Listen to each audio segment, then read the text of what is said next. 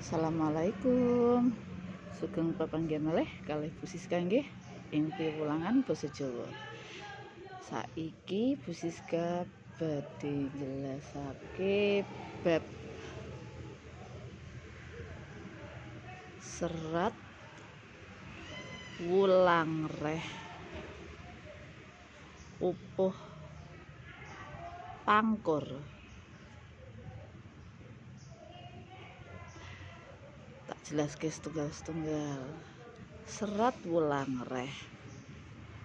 Serat wulang reh iki saka tembung wulang lan reh. Wulang iki tegese pitutur. Teges iku arti ya. Tegese iku pitutur, yen reh iku artine dalan utawa lan aturan. Jadi iso dalan, iso aturan. Lah, serat wulang reh iki anggitane iku pengarangnya.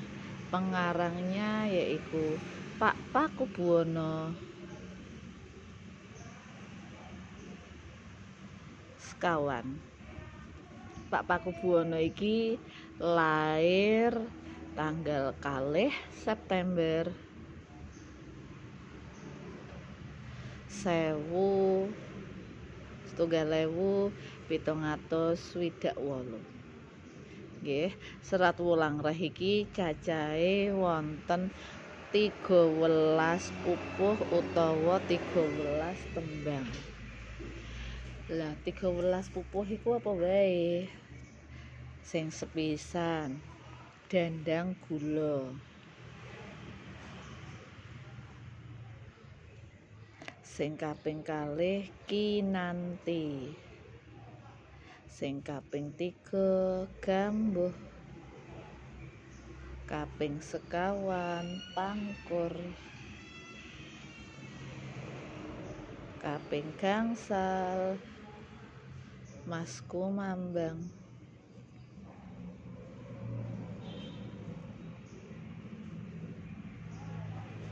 Kaping 6 duduk uluh.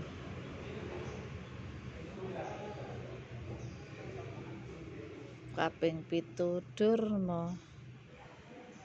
Kaping 8 wirang rong. Kaping 9 pocung. Kaping 10 mijil. Kaping 11 yaiku asmaradana.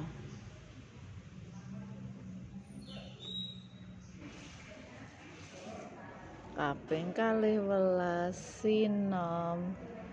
13 girisa. Iki nggih.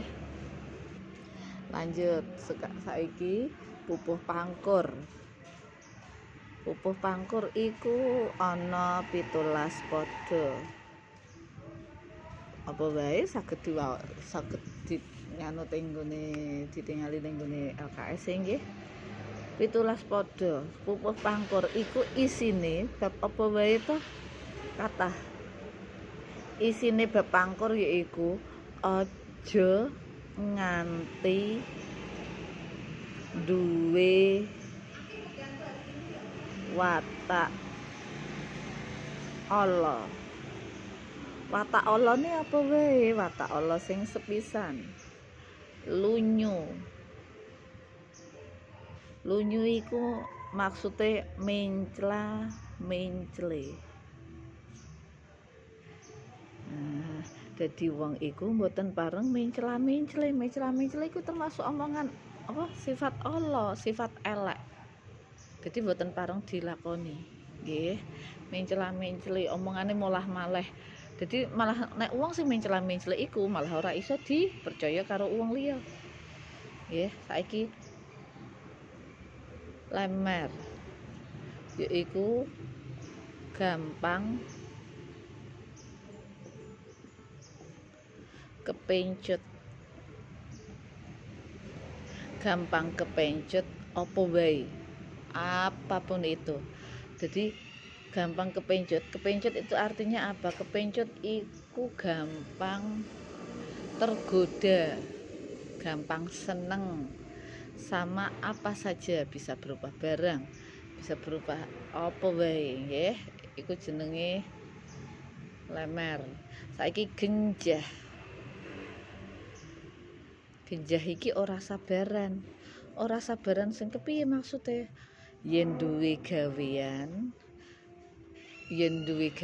iku ngano, kudu ndang gagi-gagi. Dadi nek wis duwe gawean durung wayahe rampung, wis kepengin gagi rampung. Nah, kaya nek sinau harusnya rampungnya jam 11, tapi wis pengen ndang gagi-gagi sedurunge jam 11 kudune wis rampung. Nah iku sing mboten pareng. Mergone kenapa engko nek wis kulino ngono asile engko malah ora apik nggih. Iku malah nglanggar aturane lho, wong aturane iku sampai jam 11 nanging kok malah sedurunge jam 11 wis rampung. Nah iku kan keliru. Iku sifat Allah. Sing sekawan, angrong pasanaan iki maksude yaiku wong sing seneng ganggu bojone wong liya. Dadi wis duwe bojo dhewe, wis duwe garwa dhewe, tapi senengane ganggu bojone wong liya, alias nama lainnya selingkuh. Iki mboten pareng. Nggih. Nomor gangsal, gumuling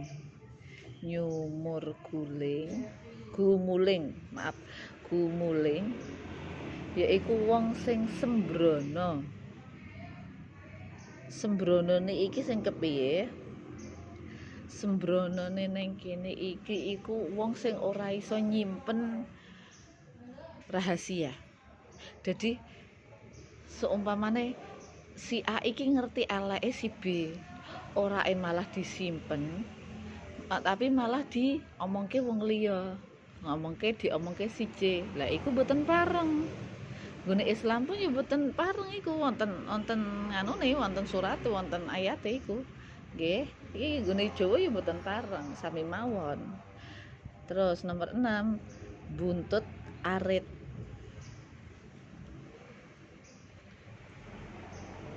Buntut arit.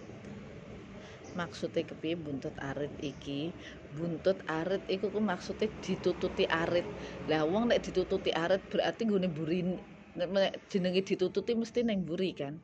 Arit iku padahal iku bahaya. Lah iki sing kelakuan sing bahaya. Sing paling bahaya. Mergane kenapa? Apik neng ngarep,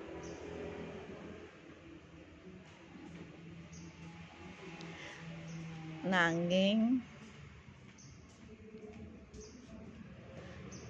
ngrasani ning mburi.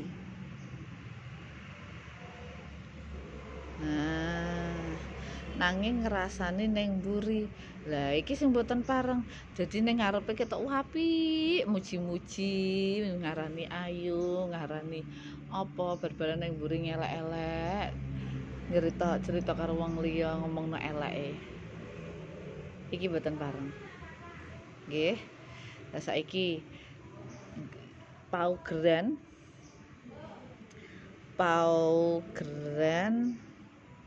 ing tembang pangkur, yaiku kados tembang liyane nggih ana sing jenenge guru gotra, wonten sing jenenge guru wilangan,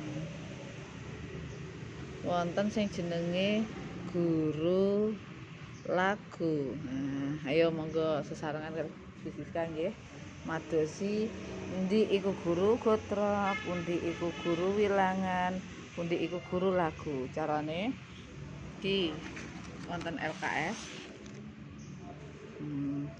Iki tuladhane tembang pangkur padha setunggal. Carane golek guru gotra. Guru gotra iku sing digolek iku jumlah saben barise ana pira. Nah, dadi contone iki. Iki jenenge sak gatra. Iki jenenge rong gatra. Lah berarti ana pirang gatra iki?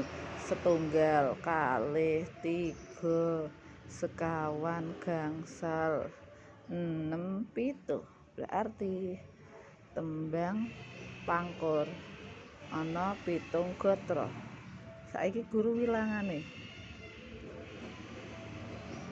Yen guru wilangane iku diitung per suku kata saben baris. Jadi contone sekar pangkur kang winarna ana 8 suku kata. Nah iki 8 golek malih lelabuhan kang kanggo wong ngaurip nggih lelabuhan kang kanggo wong ngaurip 11 ala lan becik puniku 8 prayoga kawruhana 7. Nah ngoten terus nggih ngantos ngandhap niki. Saiki golek guru lagu. Golek guru lagu iku vokal paling keripol dhewe. Vokal paling keripol yaiku ana ning nggone saben baris. Contone sekar pangkur kang winarna. Vokal paling keripol apa? A. Berarti baris pertama A. Baris kedua lelabuhan kang kanggo wong ngaurip. Vokal iku ana A, I, U, E, O. Nggih, iki jenenge vokal. Ngaurip. Huruf vokal berarti I garis. Ala becik lan becik puniku vokal kari U. Ngoten nggih cara madosine nggih iku sekedhik contoh tuladha saking Bu Siska. Nggih. Cekap semanten saking Bu Siska, yen ana pitakonan monggo saged ditangletke. Wassalamualaikum warahmatullahi wabarakatuh.